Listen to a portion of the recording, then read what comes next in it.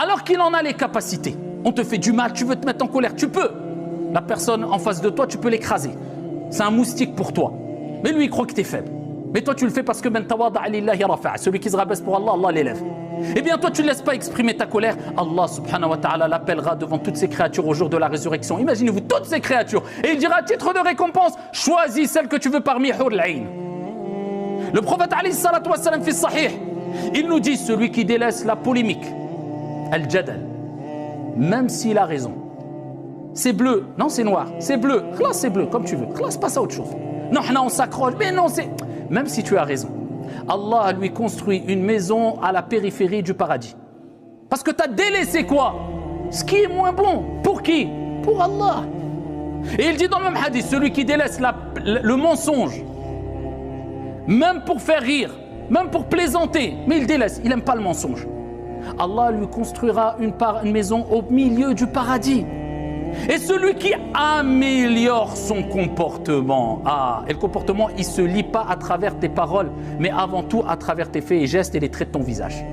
Ça ne trompe pas, ça ne ment pas. Eh bien, celui qui améliore son comportement, tu laisses le mauvais comportement, tu le remplaces, tu fais un effort, c'est dur, mais c'est avec les efforts. On n'a rien sans rien. Eh bien, Allah lui construit une maison en haut du paradis. Et pareil, celui qui va délaisser le mensonge, mais aussi la tromperie, dans al-bay' wa shira, dans le commerce. Ah mais je vais cacher le défaut, mais je vais mal vendre ma marchandise, ou je vais retarder la vente. Mais c'est pas grave. Le principal, c'est pas la quantité, c'est pas la rapidité, c'est la bénédiction, la baraka. Ya Abdallah, tout vient d'Allah. Il est où ton tawhid? Tu viens avec quoi? Avec l'unicité d'Allah, la confiance en Allah Azza wa Jal ou pas? Dis les défauts, n'aie pas peur. Tu as été honnête. Eh bien Allah mettra la bénédiction dans ta vente et dans tes achats. C'est comme cela. Mais nous, on ne comprend pas cela. On est trop matérialiste. Tout ce qui est visible et palpable, on y croit. Mais quand on dit « t'inquiète pas, Allah se charge du reste », on y croit simplement de manière théorique. Et c'est ça notre gros problème.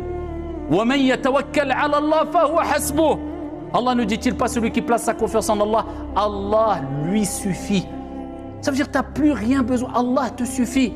Celui qui délaisse la mauvaise fréquentation, c'est dur, mais c'est mon sahab, il est gentil, je m'entends bien, mais il t'égare, il ne s'en est pas, il est mauvais, il vole, il triche, il ment, il fait du mal aux gens, il opprime. Délaisse-le pour Allah. Allah lui remplacera par ici des fréquentations beaucoup meilleures et profitables ici-bas et dans le delà.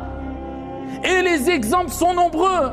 Tu délaisses le fait de délaisser la prière et tu t'accroches pour faire la prière. Allah Azza wa Jal t'apportera meilleur que ce que tu as délaissé. Et tu veux ici te précipiter dans l'accomplissement de ta prière parce que tu as quelque